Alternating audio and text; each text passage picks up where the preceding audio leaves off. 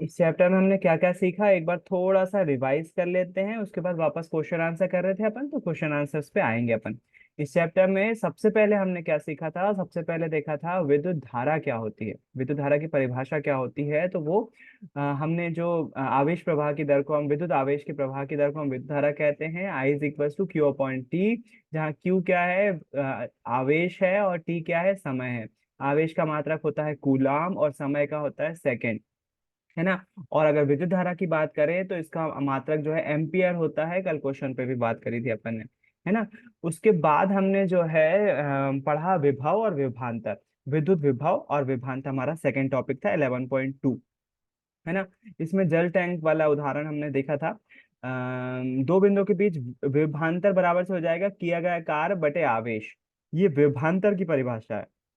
दो विभव के बीच के अंतर को विभवांतर कहते हैं। तो विभवांतर बराबर से किया गया कार्य बटे आवेश, है ना। और विभव बोले हम, तो विभव जहां तक है मुझे यहाँ पर बहुत आया होगा, नहीं आया, विभव नहीं बताते हैं इसमें। हम पूरा के पूरा विभवांतर पढ़ते हैं, है ना। हम विभवांतर पढ़ते हैं, विभव नहीं पढ़ते हैं। लेकिन एक बार ऑब्जेक्टिव आया है, विभव को किस चीज से नापा जाता है, तो विभव को विभवमापी से नापते हैं और विभवांतर को वोल्ट मीटर से नापते हैं। V is equal to W upon Q, और W है किया गया कार्य जो कि जूल में नापा जाता है, और आवेश का मात्रक अभी भी कूलाम ही होता है। तो ये इसका विमी सूत्र निकल कर आता है, 1 जूलाम पर कूलाम, 1 जूल पर कूलाम। विभवांतर की माप यंत्र द्वारा की जाती है जिसे हम वोल्ट मीटर कहते हैं। तो विभवांतर कैसे नापते हैं, वोल्ट मीटर से नापते हैं।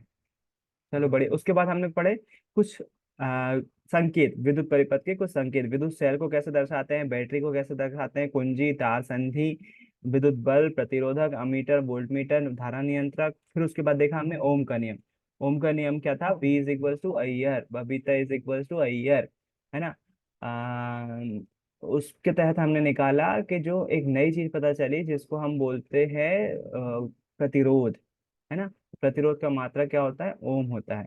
और इसे इस तरह से भी लिखते हैं, है ना। ये देखा हमने ओम के बाद। उसके बाद हमने देखा कि ये चालक तार का प्रतिरोध किन किन कारकों पर निर्भर करता है, वह कारक जिन पर किसी चालक तार का प्रतिरोध निर्भर करता है। तो वो कारक निकल कर आए। पहला तो था उसकी प्रकृति, दूसरा था उसका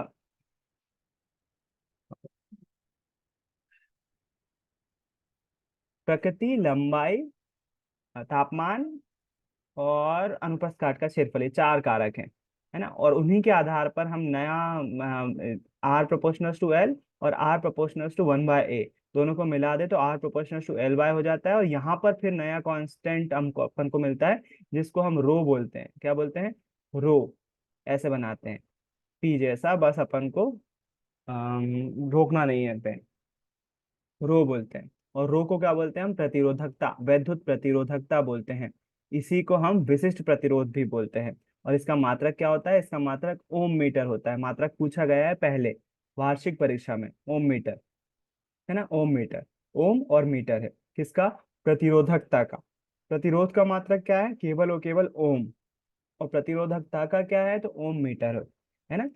तो थोड़ा सा ध्यान रखेंगे। उसके बाद कुछ टेबल में हमको प्रतिरोधकताएं दी हुई थी, इससे हमको याद रखने की जरूरत नहीं है। लेकिन हमें ये पता होना चाहिए कि चालकों का प्रतिरोध कम होता है, मिश्र धातुओं का प्रतिरोध ज्यादा होता है, और विद्युत रोधियों का तो और ज्यादा होता है ना। उसके बाद क्या देखा हमने, उसके बाद हमने जो है प्रतिरोधकों के निकाय के प्रतिरोध, निकाय मतलब होता है ग्रुप। अगर हम प्रतिरोधों को जोड़ें तो किन किन तरह से जोड़ सकते हैं, तो दो प्रकार से जोड़ सकते हैं। एक श्रेणी क्रम संयोजन जिसमें एक के बाद एक जोड़ दिया जाता है ना। और इसमें क्या होता है, इसमें वोल्टेज तीनों में अलग अलग रहता है, इसमें वोल्टेज तीनों में अलग रहता है, और करंट सेम रहता है। आई का मान कहीं पर भी देखो, यहाँ देखो, सब में आई ही मिलेगा आपको। करंट सेम बना रहता है ना। वोल्टेज अलग अलग V1 V2 V3 होता है, करंट सेम बना रहता है। ये चीज हमने सीखी थी श्रेणी क्रम में। उसके बाद देखा हमने समांतर क्रम, तो समांतर क्रम में उल्टा होता है। समांतर क्रम में सभी के पास V मिलेगा, बस I डिवाइड हो जाएगा, तो I डिवाइड होके I1 I2 हो जाएगा। ये सबसे इंपॉर्टेंट है, इसमें याद रखना। श्रेणी क्रम में वोल्टेज डिवाइड होता है, करंट सेम रहता है। समांतर क्रम में वोल्टेज सेम रहता है, करंट डिवाइड हो जाता है। डिवाइड मतलब I1 I2 I3 हो जाता है। ये याद रहेगा तो डेरिवेशन भी याद रहेगा, अभी जो कि देखने वाले हैं। श्रेणी क्रम संयोजन देखा, समांतर क्रम संयोजन देखा। उसके बाद हमने देखा विद्युत शक्ति। समांतर क्रम देखने के बाद हमने देखा विद्युत धारा का ऊष्मीय प्रभाव। विद्युत शक्ति बाद में है। विद्युत धारा का ऊष्मीय प्रभाव के अंतर्गत हमने देखा कि कोई भी चालक तार में अगर हम विद्युत धारा प्रवाहित करते हैं तो वो ऊष्मा उत्पन्न करने लगता है, खास तौर पे जिनका प्रतिरोध ज्यादा होता है। इसी के आधार पर जूल ने एक नियम दिया, जिसको जूल का तापन नियम बोलते हैं, और उसने बताया कि कौन कौन से ऐसे कारक हैं जिसके कारण से जो उत्पन्न होने वाली ऊष्मा रहती है वो प्रभावित होती है। उसने बोला अगर चालक तार का प्रतिरोध ज्यादा होगा तो ऊष्मा ज्यादा उत्पन्न होगी। अगर हम चालक तार में बहने वाली धारा का मान बढ़ा देंगे तो ऊष्मा ज्यादा उत्पन्न होगी। अगर हम वो समय बढ़ा देंगे जिसके लिए हम विद्युत धारा बह रहे हैं, अगर टाइम जैसे जैसे बढ़ता जाएगा तो भी उत्पन्न होने वाली ऊष्मा का मान बढ़ता जाएगा। ये चीज जूल ने बोली थी कल, और इसी के आधार पर तीन उन्होंने कंडीशन लगाई थी, I2 RT, है ना। दिए गए प्रतिरोध में प्रवाहित होने वाली विद्युत धारा के वर्ग के अनुपाती होता है, प्रतिरोध के अनुक्रमानुपाती होता है, और उस समय के अनुक्रमानुपाती होता है जिसके लिए दिए गए प्रतिरोध से विद्युत धारा प्रवाहित हो रही है। तो H=I2 RT से अपन ने जूल का तापन नियम भी देखा था। ये तीनों पॉइंट बुक में लिखे हुए हैं, कोई अलग नहीं पढ़ा रहा, मैं बुक से ही पढ़ा रहा हूँ, है ना। बस ये है कि बुक से थोड़ा सा अलग हटके इसको प्रस्तुत कर रहा हूँ। उसके बाद आखिरी छोटा सा टॉपिक देखा था अपन ने, कौन सा? अच्छा, ये अनुप्रयोग है उसके, विद्युत धारा के तापीय प्रभाव के अनुप्रयोग। अनुप्रयोग के अंतर्गत हम पढ़ते हैं फ्यूज तार, जो कि हमने थोड़ा सा देखा। और बल्ब में यूज होता है विद्युत धारा का ऊष्मीय प्रभाव, ये भी हम जानते हैं, है ना। टंगस्टन धातु का यूज होता है। अपन ने नाइक्रोम भी पढ़ा था, नाइक्रोम का भी यूज होता है, टंगस्टन धातु का भी उपयोग होता है। लेकिन बुक में लिखा हुआ है बल्ब के तंतु को बनाने के लिए टंगस्टन का उपयोग किया जाता है, जो कि उच्च गलनांक की प्रबल धातु है, तो ये भी याद रखेंगे। नाइक्रोम के वायर का यूज हीटर बनाने में करते हैं, तो वो भी उच्च प्रतिरोध का तार है ना। लेकिन बुक में बल्ब का तंतु बनाने के लिए टंगस्टन लिखा है, तो ऑब्जेक्टिव में आपको टंगस्टन ही लिखना पड़ेगा, है ना। हालांकि मैं फिर बोल रहा हूँ उसका भी यूज किया जाता है हीट एलिमेंट के तौर पर, लेकिन यहाँ पर याद रखेंगे जो बुक में लिखा है। तो उसके बाद फ्यूज तार बता दिया आपको क्या होता है क्या नहीं होता है। विद्युत शक्ति आखिरी टॉपिक था, जिसमें हम देखते हैं कि विद्युत धारा कार्य करने की दर को हम क्या बोलते हैं? कार्य करने की दर को शक्ति कहते हैं, ऊर्जा के उपभोग होने की दर को भी शक्ति कहते हैं। तो विद्युत धारा द्वारा क्या कार्य करने की दर को हम विद्युत शक्ति कहते हैं। P=VI होता है। और अगर हम दूसरे फॉर्मूले लिखें तो ये दो और फॉर्मूले होते हैं इसके, I2R और V²/R। केवल ओम का नियम रख दें हम तो इसमें हम दोनों फॉर्मूले निकाल सकते हैं। विद्युत शक्ति का मात्रक जो है वॉट होता है, इसको हम वॉट लिखते हैं और कैपिटल W से रिप्रेजेंट करते हैं। और वाट वॉट शक्ति का छोटा मात्रक है। तो व्यवहार में काफी बड़े मात्रकों का उपयोग किया जाता है, जैसे किलोवाट, है ना। 1 किलोवाट में 1000 वाट होते हैं। क्योंकि विद्युत ऊर्जा समय की गुणनफल होती है, इसको मैं बताऊंगा जब अपन सॉल्व करेंगे। तो शायद थोड़ा बहुत 9 क्लास में ही पढ़ा होगा आपने, कौन सा, क्या पढ़ा होगा? जो हम घरों में यूनिट बोलते हैं ना, आपके घर में बिल आता है तो बोलते हैं कितने यूनिट का बिल आया। अगर बिल नहीं देखा है कभी घरों में आते हुए तो बिल को अब देखा तो है सभी ने, मतलब पढ़ा नहीं है ध्यान से, तो अब बिल देखना, वहां पर कुछ कुल यूनिट खपत लिखी रहती है, ऐसा लिखा रहता है कुल यूनिट खपत। तो यूनिट जो है वही हमारा बिजली के बिल को नापने के लिए इकाई होती है, और यूनिट खपत। तो ये ऐसा लिखा रहता है बिल में, तो आप इसको देखना आपके यहाँ बिल खपत कितनी, किसी के यहाँ 150 होगी, किसी के यहाँ 200 होगी, अलग अलग होगी। और इसी के आधार पर हमारा बिल बनता है। जैसे मान लो उदाहरण के लिए 150 यूनिट है, अभी के टाइम में लगभग लगभग अलग अलग चार्जेस लगते हैं एक्चुअली, सबकी यूनिट का चार्जेस अलग अलग रहता है। मान लो अगर 9 रुपए के हिसाब से है यूनिट, तो 900, 9 पंजे 45 की 4 हाथ से 5 हाथ से 4, 9 एकम 9 4 13, 1350 रुपये आपका बिल आएगा, है ना। अब ये यूनिट का चार्ज हर एक बंदे के लिए अलग अलग रख के रखा है उन्होंने। जैसे किसी के घर में खपत ज्यादा है तो वो 8.5 से 9 रुपए यूनिट है। किसी के यहाँ खपत कम है तो वो 3 रुपए 4 रुपए भी ले रहे हैं, है ना। और किसी किसी का तो माफ भी कर देते हैं, लेकिन अभी तो नहीं हो रहा, पहले कांग्रेस के टाइम हो रहा था, अभी नहीं हो रहा है माफ। तो 150 यूनिट तक का माफ कर दे रहे थे बिल, है ना। अगर 150 से ज्यादा खपत होती है तो फिर बिजली का बिल ज्यादा आता है, और यूनिट पर यूनिट चार्ज भी ज्यादा रहता है। यूनिट क्या होती है? यूनिट होती है 1 किलोवाट आवर, है ना। अभी अपन ने देखा विद्युत शक्ति वॉट में नापते हैं, बल्ब 10 वॉट 15 वॉट ऐसे लाते हैं ना अपन। अगर इसको, ये छोटी इकाई है, अगर बड़ी इकाई बोले तो किलो वॉट बोलते हैं। और 1 किलो वॉट में कितने वॉट होते हैं? 1 किलो वॉट में 1000 वॉट होते हैं। 1000 वॉट, है ना। और 1 किलोवाट की चीज, मान लो उदाहरण के लिए हमारा इंडक्शन जो है वो 1 किलोवाट का है। इंडक्शन है, होता नहीं है इतने किलोवाट का, कम होता है। लेकिन मान लो 1 किलोवाट की कोई चीज है, अगर उसको हम 1 घंटे चलाएंगे, 1 घंटे चलाएंगे, तो हमारा बिजली का बिल 1 यूनिट हो जाएगा। कोई भी 1 किलोवाट की चीज अगर हम 1 घंटे चलाएंगे तो हमारी 1 यूनिट खपत होगी। चलो एक बार तुमको थोड़ा सा मैं बिल बनाना भी सिखाता हूँ। जैसे मान लो हमारा बल्ब कितने वॉट का होता है? 9 वॉट का। अपन क्या निकाल रहे हैं? अपन निकाल रहे हैं कि हमारा बल्ब कितने रुपए की बिजली खाता है महीने भर में। ठीक है। हमारे घरों में जो एक बल्ब होते हैं वो 9 वॉट का होता है। ठीक है। अब अपन को पता करना है कि अपन महीने भर में कितना बल्ब जलाते हैं और कितने रुपए की बिजली खाता है। तो अपन को सबसे पहले ये पता होना कि बल्ब कितने घंटे यूज करते हैं हम। दिन में तो यूज करते नहीं होंगे, जाहिर सी बात है। हम लगभग 6 7 के आसपास यूज करते हैं, तो चलो 6 से मान लेते हैं। तो 6 से 7 8 9 10 11 12, ज्यादा से ज्यादा 12 बजे तक जगते हैं हम, उसके बाद सो जाते हैं। तो 6 घंटे यूज कर रहे हैं अपन। एक बल्ब को एक दिन में 6 घंटे यूज कर रहे हैं, है ना। तो होगा क्या, सबसे पहले हमको इसको किलोवाट में चेंज करना पड़ेगा। सबसे पहले किलोवाट में चेंज करने के लिए क्या करेंगे हम? 9/1000, ये चेंज हो जाएगा काय में? किलोवाट में। ये चेंज करना आया? जैसे अपन ग्राम को किलोग्राम में चेंज करते हैं ना, ग्राम में 1000 का डिवाइड कर दो तो वो किलोग्राम बन जाएगा। ऐसे ही वॉट में 1000 का भाग दे दो तो वो किलोवाट, किलोवाट बन जाएगा। ये किलोवाट हो गया। और एक दिन में अपन 6 घंटे यूज करते हैं। एक दिन में 6 घंटे, तो एक महीने में कितने घंटे यूज करेंगे? एक महीने में 6 घंटे के हिसाब से हो जाएगा 180 घंटे। होगा कि नहीं? एक महीने में 30 दिन मान के चले, 31 भी होते हैं, 30 दिन मान के चले, हर दिन 6 घंटे, 6 × 18 180 घंटे हो जाएंगे। 180 घंटे का मल्टीप्लाई कर देंगे। हम क्या सीख रहे हैं? हम सीख रहे हैं हमारा बिजली के ये 9th क्लास का है, मैं फिर से रिपीट कर रहा हूँ क्योंकि मैंने शुरुआत में बोल दिया था। मैं कभी ऐसा नहीं बोलूंगा कि तुम 9th क्लास में पढ़ चुके हो, मैं नहीं पढ़ा रहा हूँ। मैं ये बोलूंगा कि पढ़ चुके हो और उस ये पढ़ा था आपने, है ना। क्या पढ़ा था? किसी चीज की बिजली खपत निकालना है कि कितने रुपए का, कितने यूनिट वो खर्च कर रहा है कोई चीज, और वो कितने रुपए का खर्च हो रहा है, मतलब 1 यूनिट के हिसाब से। तो अपन काय की यूनिट निकाल रहे हैं? बल्ब की यूनिट निकाल रहे हैं। बल्ब हमारा एक महीने में कितनी यूनिट खर्च करेगा और कितने रुपए की यूनिट खर्च करेगा, है ना। तो अपन ने क्या करा? 9 वॉट का बल्ब था, 9 वॉट को पहले किलोवाट में चेंज किया, तो 9/1000 हो गया। और एक महीने में अगर हम हर दिन 6 घंटे चला रहे हैं, तो एक महीने में कितने घंटे चला रहे होंगे? 180 घंटे चला रहे होंगे। एक जीरो से एक जीरो को काट दो, है ना।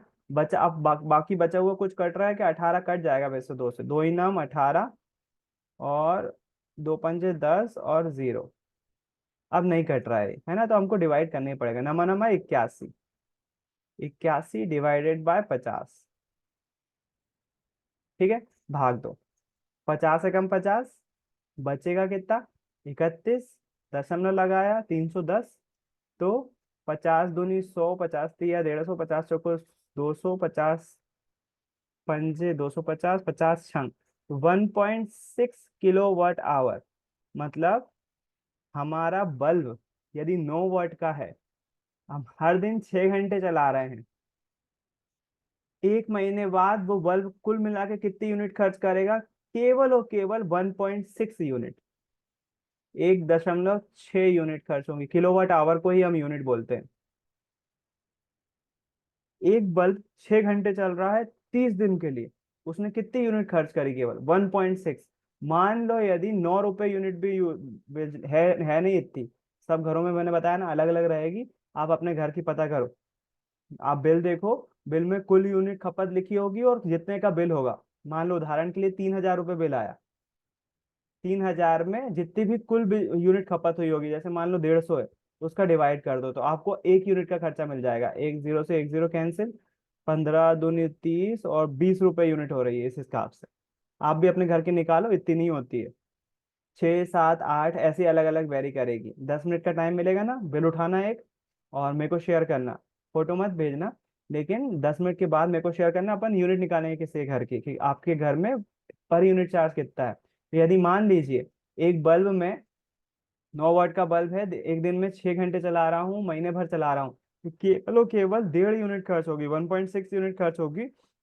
और अगर 10 रुपये यूनिट भी है ना, तो हमारे बिल बनेगा एक बल्ब का 16 रुपये। 16 रुपये की बिजली जलाएंगे हम एक महीने में एक बल्ब से। हमारे घरों में एक बल्ब यूज नहीं होता, इतना ध्यान रखना, है ना। तो एक बल्ब का जो खर्चा आएगा, अगर 6 घंटे चला रहे हैं हम एक महीने तक, तो 16 रुपये खर्चा आएगा, अगर पर यूनिट खर्च 10 रुपये है तो। अब ये समझ में नहीं आया होगा ये मैंने क्या क्या कर दिया, थोड़ा थोड़ा समझ में आया भी होगा, है ना। एग्जैक्टली क्लियर पॉइंट नहीं हुआ होगा, तो ये कब होगा एग्जैक्टली क्लियर पॉइंट? जब आप अपने घर की पर यूनिट निकालोगे, ये निकालोगे कि ये कितने रुपए की है, आपके यहाँ एक यूनिट का खर्चा कितने रुपए, और यूनिट बराबर से क्या होता है, किलोवाट आवर। तो आपका 10 मिनट के टाइम में आपको ये करना है ना। फिर उसके बाद अपन एक बार फिर से करेंगे, और फिर आपको समझ में आ जाएगा। ठीक है। तो हमने इस चैप्टर में आखिरी में विद्युत शक्ति पढ़ी, और आखिरी में एक ये लिखा हुआ है, बहुत सारे लोग ये सोचते हैं कि किसी विद्युत परिपथ में इलेक्ट्रॉन उपभुक्त होते हैं। उपभुक्त होते हैं मतलब इलेक्ट्रॉन यूज हो जाते हैं। इलेक्ट्रॉन इलेक्ट्रॉन गति तो कर रहे हैं, उसके कारण से विद्युत धारा बढ़ रही है। कई लोगों को ऐसा लगता है कि बल्ब में से इलेक्ट्रॉन जो है वो बाहर निकल जा रहा है। यह गलत है, ऐसा नहीं होता है। हम विद्युत बोर्ड अथवा विद्युत कंपनी को विद्युत बल्ब, विद्युत पंखे तथा इंजन आदि जैसे विद्युत साधित्रों से इलेक्ट्रॉन को गति देने के लिए प्रदान की जाने वाली विद्युत ऊर्जा का भुगतान करते हैं। हम अपने द्वारा उपभोक्त ऊर्जा के लिए भुगतान करते हैं। तो वो जो धक्का देता है ना वोल्टेज, वो धक्का मतलब जो ऊर्जा है जो दी जा रही है हमारे तारों में, उस ऊर्जा के लिए भुगतान करते हैं, हम उसका पेमेंट करते हैं। तो इलेक्ट्रॉन कंज्यूम नहीं कर रहे हैं हम, मतलब इलेक्ट्रॉन यूज नहीं कर रहे हैं, इलेक्ट्रॉनों को गति देने वाली ऊर्जा उपयोग कर रहे हैं, है ना। तो उसको कंफ्यूजन नहीं होना चाहिए उसमें, ये बोलना चाह रही है वो। उसके बाद चैप्टर खत्म है, अब आ जाते हैं अपने क्वेश्चन आंसर्स पर, देखते हैं कहाँ तक क्वेश्चन आंसर देख लिए थे, और आगे देखते हैं, फटाफट कंप्लीट करते हैं इस चैप्टर को। विद्युत परिपथ क्या है? विद्युत धारा के सतत और बंद पथ को विद्युत परिपथ कहते हैं। विद्युत धारा की मात्रा की परिभाषा लिखिए। तो विद्युत धारा की मात्रा की परिभाषा हो जाएगी, विद्युत धारा को काय में नापा जाता है? एम्पियर में नापा जाता है। किसने खोजा था? आंद्रे मेरी एम्पियर ने खोजा था, फ्रांस के वैज्ञानिक थे। और एम्पियर की परिभाषा क्या हो जाएगी? यदि 1 सेकेंड में प्रवाहित होने वाले आवेश की मात्रा 1 कूलाम है, तो वहां पर 1 एम्पियर विद्युत धारा होगी, है ना। याद होगी डेफिनेशन, कल याद करी थी अपन ने फॉर्मूले से, I is equals to Q upon T. अगर 1 सेकेंड में बहने वाले आवेश की मात्रा 1 कूलाम है, तो वहां पर विद्युत धारा का मान 1 एम्पियर होगा, ऐसा लिखेंगे अपन। ठीक है। तो ये होगा ये विद्युत धारा की परिभाषा। उसके बाद हम देख रहे हैं क्या, उसके बाद हम देख रहे हैं 1 कूलाम आवेश को रचना करने वाले इलेक्ट्रॉनों की संख्या परिचय करना है। इसके लिए अपन हेल्प लेंगे बुक की। यहाँ पर देखो, इसमें लिखा हुआ है एक इलेक्ट्रॉन पर, यहाँ पर लिखा हुआ है एक इलेक्ट्रॉन पर इतना आवेश होता है। ठीक है, एक इलेक्ट्रॉन पर इतना आवेश होता है। हमसे बोला है 1 कूलाम पर कितने इलेक्ट्रॉन होंगे, है ना। 1 कूलाम पर कितने इलेक्ट्रॉन होंगे? देखो इस चीज को 1.6 इंटू 10⁻⁹ मैं क्वेश्चन पे ही ले जाता हूँ इसको, यहाँ पर ही सॉल्व करता हूँ, स्पेस है यहाँ पर। बोल रहे हैं एक इलेक्ट्रॉन पर कितना आवेश होता है? 1.6 इंटू 10⁻⁹, वो भी -19 कूलाम होता है। कूलाम आवेश होता है एक इलेक्ट्रॉन पर। बोल रहे हैं एक इलेक्ट्रॉन पर, ये समझ में आ रहा है ना, एक इलेक्ट्रॉन पर कितना आवेश होता है? 1.6 इंटू 10⁻⁻19 कूलाम। ऊपर लिखा हुआ है बुक में 1.6 इंटू 10⁻19 कूलाम ये होता है, बोल रहा है बुक, बोल रही। और क्वेश्चन हमसे बोल रहा है कि 1 कूलाम में कितने आवेश होंगे, 1 कूलाम में कितने आवेश होंगे। तो हम क्या करेंगे, इस पूरे के पूरे का पक्षांतर कर देंगे, पक्षांतर मतलब तिर्यक गुणा कर देंगे, यहाँ पर बटे में चली जाएगी। तो यहाँ पर क्या बचेगा, यहाँ 1 कूलाम बचेगा, और हमें 1 कूलाम पर आवेश इलेक्ट्रॉन की मात्रा पता चल जाएगी। तो कुछ नहीं करेंगे, मैं थोड़ी देर के लिए यहाँ पर इलेक्ट्रॉन, चलो लिखे रहने दे रहा हूँ, इलेक्ट्रॉन पर माइनस आवेश होता है, यहाँ एक लिखा हुआ है, लिखे रहने दो।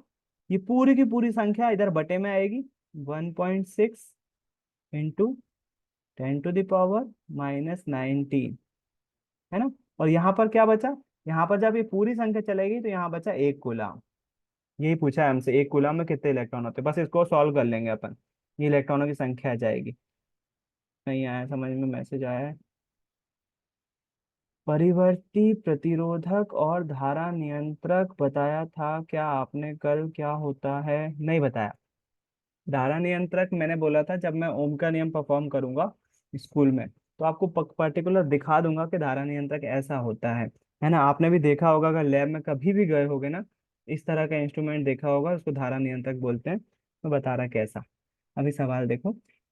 एक कूलम आवेश में इलेक्ट्रॉन निकालना था, तो अपन ने क्या करा, एक इलेक्ट्रॉन में इतने कूलम होते हैं आवेश, इस पूरे को इसके बटे में ले गए, तो ये बटे में आ गया और बराबर से आ गया एक कूलम। एक कूलम को मैं पहले लिख ले रहा हूँ कि एक कूलम में आवेश निकालना है अपन। अब क्या करूंगा, ये पूरी चीज को मैं इसको ऐसे ही रहने देता हूँ, 1/1.6 इंटू 10⁻⁻⁹। आपको मालूम है, जब 10 की घात माइनस में हो और ऊपर जाए तो वो प्लस में हो जाता है, ये पता है कि नहीं? जब 10 की घात नीचे माइनस में है और अगर हम ऊपर ले जाते हैं तो वो प्लस में हो जाता है। पता होना चाहिए, नहीं पता है तो। अगर 10 की घात नीचे माइनस में है और ऊपर ले जाते हैं तो वो प्लस में हो जाता है। मैं इसको कर रहा हूँ, यहाँ से हटा रहा हूँ, 1.6 को लिखा रहने दे रहा हूँ, और 10 की घात को कहाँ ले जा रहा हूँ, ऊपर ले जा रहा हूँ। 10 की घात 19 ऊपर जाएगा तो ये प्लस में हो जाएगा। ठीक, प्लस में हो गया। उसके बाद क्या करूँ, उसके बाद मैं क्या, मुझे क्या करना चाहिए, दशमलव हटाऊंगा तो एक जीरो बढ़ जाएगा ऊपर। दशमलव हटाऊंगा, एक जीरो ऊपर बढ़ जाना चाहिए। होता है ऐसा भी। जब अपन ऊपर का दशमलव हटाते हैं तो नीचे एक जीरो बढ़ा देते हैं। तो जब नीचे का एक जीरो, नीचे का दशमलव हटा रहे हैं तो ऊपर एक जीरो बढ़ना चाहिए, और बढ़ता है, बिल्कुल बढ़ता है ना। तो अपन क्या करेंगे, एक दशमलव हटाएंगे यहाँ पर, तो एक जीरो ऊपर बढ़ जाएगा, एक जीरो बढ़ जाएगा तो ये 19 की जगह हो जाएगा 20। 10 की घात 20। नहीं आया समझ में? 100% नहीं आया। 10 की घात 20। अब क्या करेंगे, अब जो है इसमें से दो, मतलब 10 की घात 2 कॉमन ले लेंगे, मतलब 100 कॉमन निकाल लेंगे, और यहाँ पर बचेगा 10 की घात 18। और 100 में क्या करेंगे, 16 का भाग दे देंगे। 100 में 16 का भाग देंगे तो आएगा कितना, 16 कम 16, 16 32, 16 3 48, 16 चौको 16 पंजे 80, 16 छंग 96, 16 छंग 96 आ रहा है। बचेगा 4, 40 हो जाएगा, 16 दूनी 32। 6.2 इंटू 10⁻18। कितने इलेक्ट्रॉन होंगे एक कूलाम में? अब समझ में आया होगा कल क्यों नहीं समझाया मैंने वाला क्वेश्चन, है ना। थोड़ा सा उठ पटांगे, एक बार फिर से देखते हैं, पूरा क्वेश्चन फिर से करने की कोशिश करते हैं। इसमें मालूम 10 की घात वाला कॉन्सेप्ट अगर पता होता ना तो समझ में एक बार में ही आ जाता तुमको। पहले वो कॉन्सेप्ट समझना पड़ेगा। अगर मान लीजिए ऐसा कुछ लिखा हुआ है, 10 की घात 2 गुणित 10 की घात -2, ऐसा कुछ लिखा हुआ है, तो अपन इसको मालूम कैसे सॉल्व करते हैं। इसको इस तरह से सॉल्व करते हैं, 10 की घात 2 ऊपर लिखा हुआ है तो वो प्लस में ही रहेगा। जब 10 की घात 2 को अपन -2 को कैसे सॉल्व कर सकते हैं, 10 की घात -2 लिखा ही नहीं जा सकता है, पॉसिबल ही नहीं। जबकि घात माइनस में होती है ना, तो इसको प्लस में बनाने के लिए अपन इसको बटे में ले जाते हैं। तो ये 10 की घात 2 वैसा के वैसा लिखा मैंने, और 10 की घात 2 जब नीचे जाएगा ना तो ये प्लस में हो जाता है, और ये कट जाएगा और इसका मान आ जाएगा 1। हम डायरेक्ट माइनस को सॉल्व नहीं कर सकते। जैसे मान लो उदाहरण के लिए, ये 10 की घात -19 लिखा हुआ है, तो हम 10 की घात 19 को ऐसा नहीं लिख सकते भाई, 19 जीरो लगा देंगे हम और आगे माइनस लगा देंगे, गलत होगा, ऐसा नहीं लिख सकते इसको। घात को माइनस में लिखा ही नहीं जा, मतलब लिखते तो हैं हम, लेकिन ऐसे प्रसारित नहीं किया जा सकता, उसको बड़ा नहीं कर सकते। यहाँ अगर प्लस में होता तो हम एक के बाद 19 जीरो लगा देते, इसमें कोई दिक्कत नहीं थी, लगाते जाते, है ना। प्लस में होती तो, लेकिन घात माइनस में है तो इसको लिखना पॉसिबल नहीं है प्रसारित करके, तो इसको कैसे लिखते हैं, इसको बटे में ले जाते हैं अपन, घात को प्लस बना लेते हैं। तो कैसे करेंगे, इसको अपन एक इलेक्ट्रॉन बराबर से, आप ऐसा भी कर सकते हो ना, मतलब इसको अभी पहले ही लिया, 1.6 ऊपर रहने दो, और 10 की घात -19 नीचे आएगा तो 10 की घात कितना हो जाएगा, 19 हो जाएगा। 10 की घात 19 कूलाम। अब 1 कूलाम चाहिए तो ये पूरी संख्या अपन को कहाँ ले जाना पड़ेगी, यहाँ ले जाना पड़ेगा। तो ये बटे में है तो ये गुणा में चला जाएगा, 1.6 गुणा में है तो ये भाग में चला जाएगा। तो यहाँ पर 10 की घात 19 ऊपर चला जाएगा, 10 की घात 19 ऊपर चला गया। अब यहाँ तिर्यक गुणा हुआ है, घात माइनस में नहीं करेंगे अपन, तिर्यक गुणा हुआ है, इसका ऊपर गुणा हुआ है, चिन्ह चेंज नहीं होते हैं इसमें। और ये नीचे जाएगा तो ये 1.6 हो जाएगा। बराबर से कितना बचेगा, 1 कूलाम। और 1 कूलाम का ही अपन को इलेक्ट्रॉन की संख्या पूछी हुई है। अब बस इसको सॉल्व करना है अपन को। तो इसको कैसे सॉल्व करेंगे, यहाँ करता हूँ। 10 की घात 19 लिखा हुआ है, ठीक, गुणित 1.6 लिखा हुआ है, 1.6। तो इसको अगर मैं दशमलव हटाऊं, इसको 16 बनाऊं, तो हमेशा ऊपर एक जीरो बढ़ जाता है, तो अपन ऊपर 10 कॉमन निकालना पड़ेगा। यहाँ से दशमलव हटाया, ऊपर 10 लिख दिया, क्योंकि दशमलव हटाएंगे तो एक जीरो बढ़ेगा ना, ऊपर ऊपर 10 लिख दिया मैं। अब 10 लिखूंगा मतलब इसकी घात कितनी, 1 है। जब घात 1 है तो दोनों जुड़ जाएंगे, है ना, ये दोनों जुड़ जाएंगे तो कितना हो जाएगा, 10 की घात 20 हो जाएगा। 10 की घात 20 बटे 16। अब 16 से 10 की घात 20 में भाग देना मतलब क्या करना मालूम, एक के बाद 20 जीरो लिखो, 1 2 3 4 5 6 7 8 9 10 11 12 13 14 15 16 17 18 19 20। और उसको अपन को 16 से भाग देना, इसका मतलब ये है। अब ऐसा लिखना पॉसिबल है क्या, आप खुद सोचो कितना भयंकर आंसर आएगा।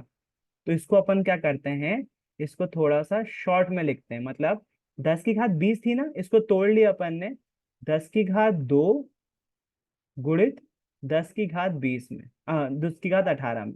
18 और 2 को जोड़ेंगे तो जुड़ जाता है ना ऐसा, 18 और 2 20 हो जाता है। तो अपन ने 20 को तोड़ के लिख लिया 10 की घात 2 और 16 में। क्यों लिखा, क्योंकि अपन को 16 से भाग देते बन जाएगा 10 की घात 2 में। 10 की घात 2 मतलब लिखा हुआ है 100 गुणित 10 की घात 2 मतलब 100, और 10 की घात 18 बटे 16। अब 100 में अपन 16 का भाग दे सकते हैं। तो अगर भाग देंगे अपन तो आएगा 16, 16 पंजे 80, 16 छंग 96, बचेगा 4। दशमलव लगाया तो 40 हो गया। नहीं दशमलव क्यों लगा, हाँ लगाना पड़ेगा ना, 16 छंग 96, बचेगा 4। और 16 दूनी 32, है ना। और गुणित 10 की घात 18 तो वैसे का वैसा रहेगा। तो मतलब 1 कूलाम में कितने इलेक्ट्रॉन होंगे, 1 कूलाम में इतने इलेक्ट्रॉन्स होंगे, 6.2 गुणित 10 की घात 8 इलेक्ट्रॉन।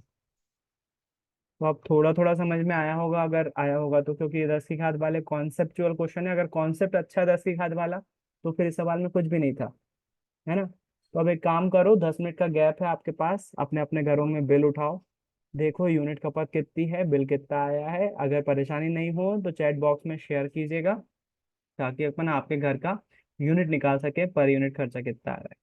ठीक है, 8 6 38 हो रहा है, 6 49 पे फिर से ज्वाइन करो।